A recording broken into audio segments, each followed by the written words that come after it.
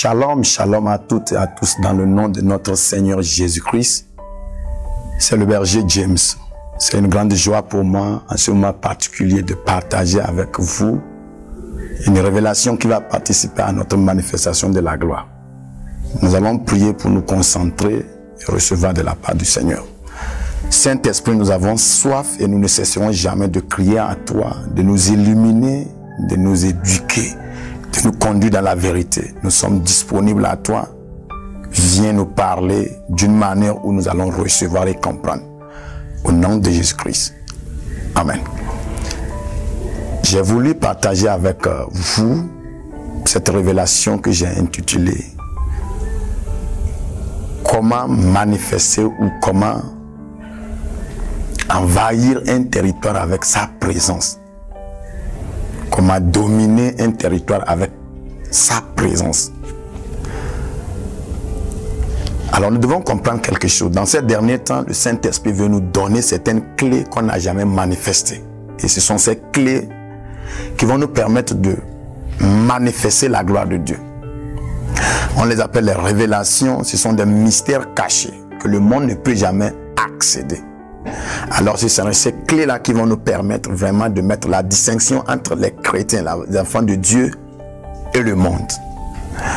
Alors, c'est l'acquisition de ces clés-là qui est très importante dans ces derniers temps.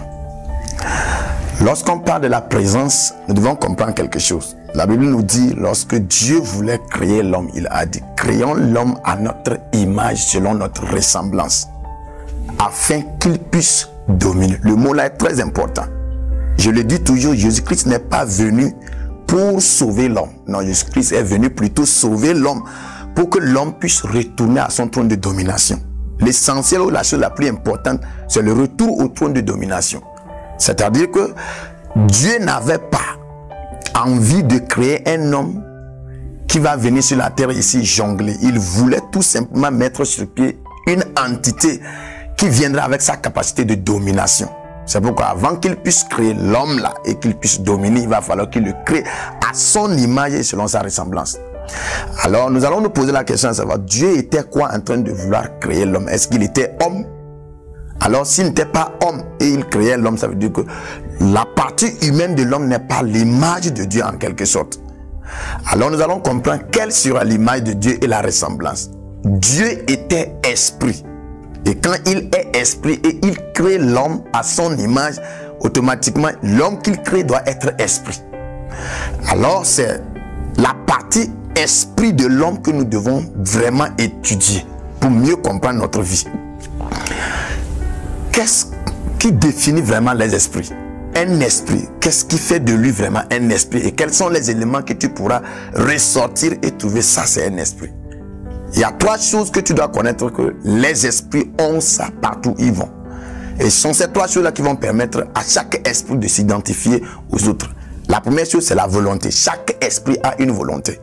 La preuve, Dieu dit, Jésus-Christ nous enseigne à prier, notre Père qui est dans les cieux, que ton nom soit sanctifié, que ton règne vienne, que ta volonté soit faite sur la terre.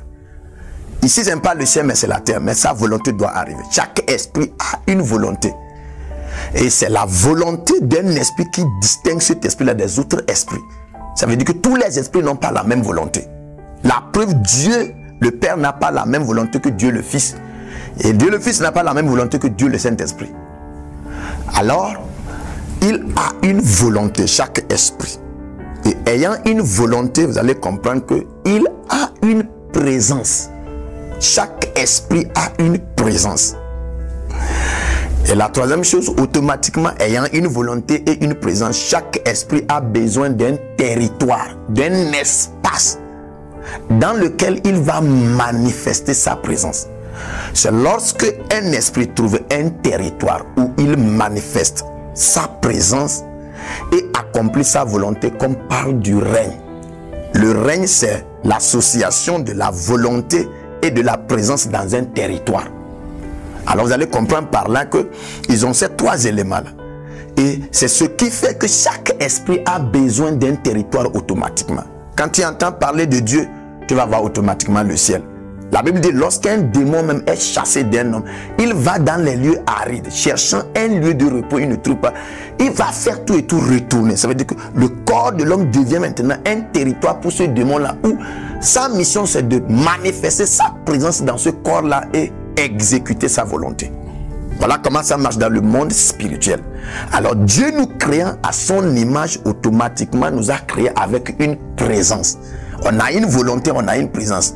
Et je fais comprendre qu'il y a 4 territoires qu'il nous a donné à inonder, à conquérir. Alors nous parlons ici de la présence. Tu vas comprendre beaucoup ce que c'est que la présence. La présence n'est pas la même chose que la personne.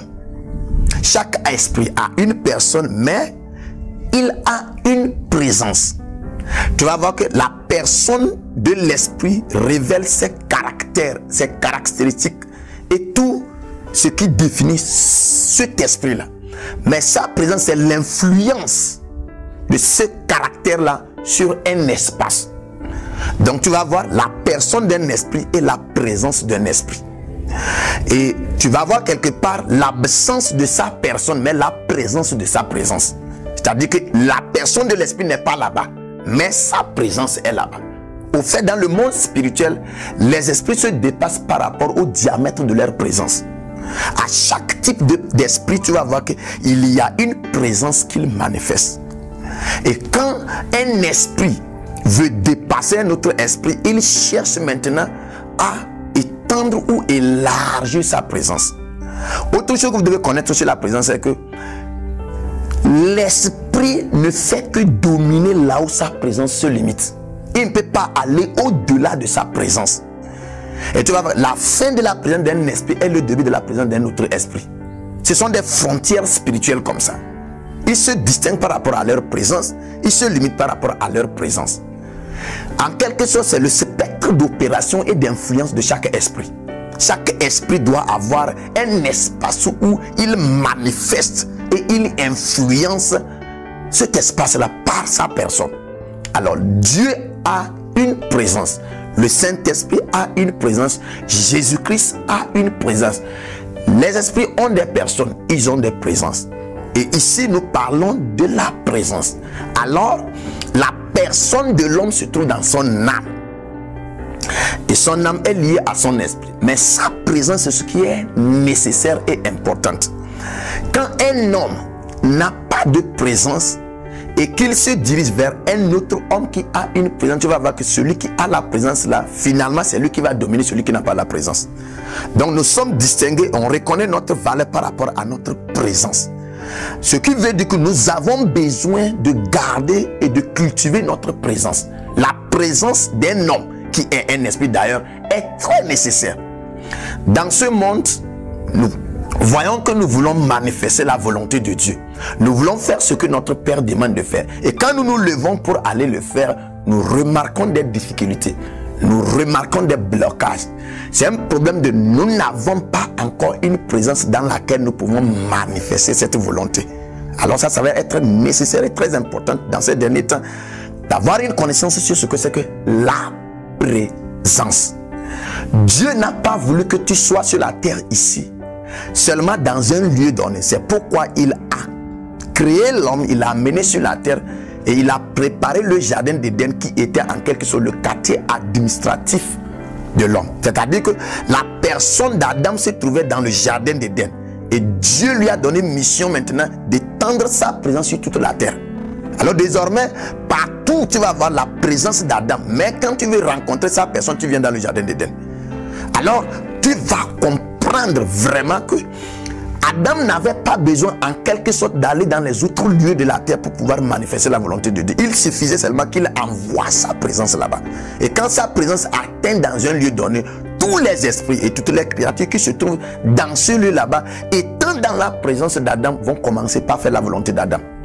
Même la preuve, nous allons remarquer qu'à un moment donné, il y a certaines personnes qui ne sont pas en personne avec nous. Mais lorsque nous essayons de parler de ces personnes-là, nous sentons en quelque sorte une influence. Ça veut dire qu'elles ne sont pas là-bas en personne, mais elles sont là-bas en présence. Leur présence se trouve là-bas.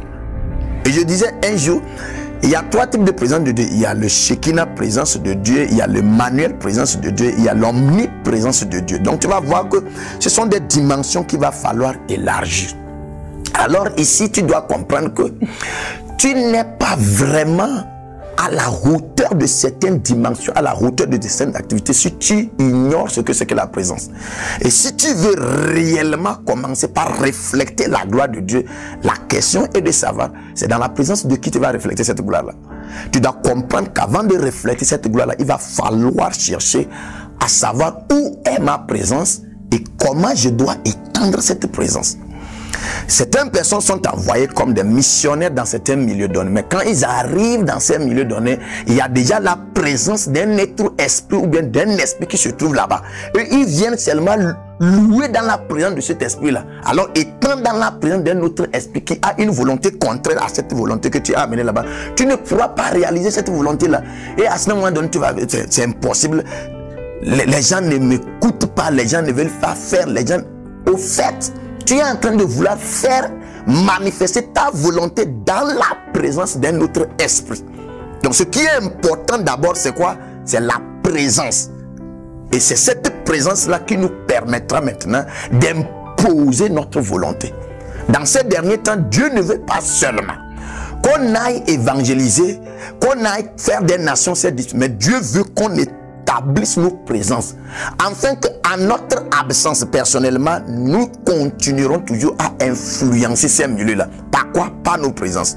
Alors la présence devient la clé de domination dans ces derniers temps. Nous devons savoir comment ressusciter nos présences, parce que quelque chose s'est passé avec notre présence, quelque chose s'est passé avec la présence d'Adam dans le jardin d'Éden. Et c'est ce qui fait qu'aujourd'hui, nous ne voyons pas vraiment l'influence de l'homme sur la terre. Nous allons essayer de comprendre ça, que c'est nécessaire que nous augmentons à notre personnalité une présence. C'est possible d'avoir une présence qui couvre des nations. C'est possible d'avoir une présence qui couvre toute la famille. Et dans cette famille-là, on ne fera plus la volonté du vieil homme ou bien du plus âgé de la famille. On fera la volonté de celui qui a sa présence, qui domine cette famille-là.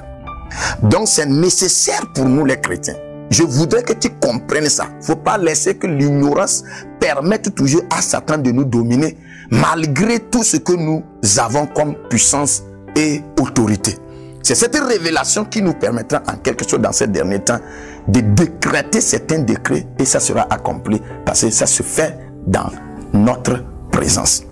Je voudrais que tu comprennes dans cette première partie que nous avons besoin automatiquement d'ajouter à notre personnalité une présence. Ça, c'est le point cumulant.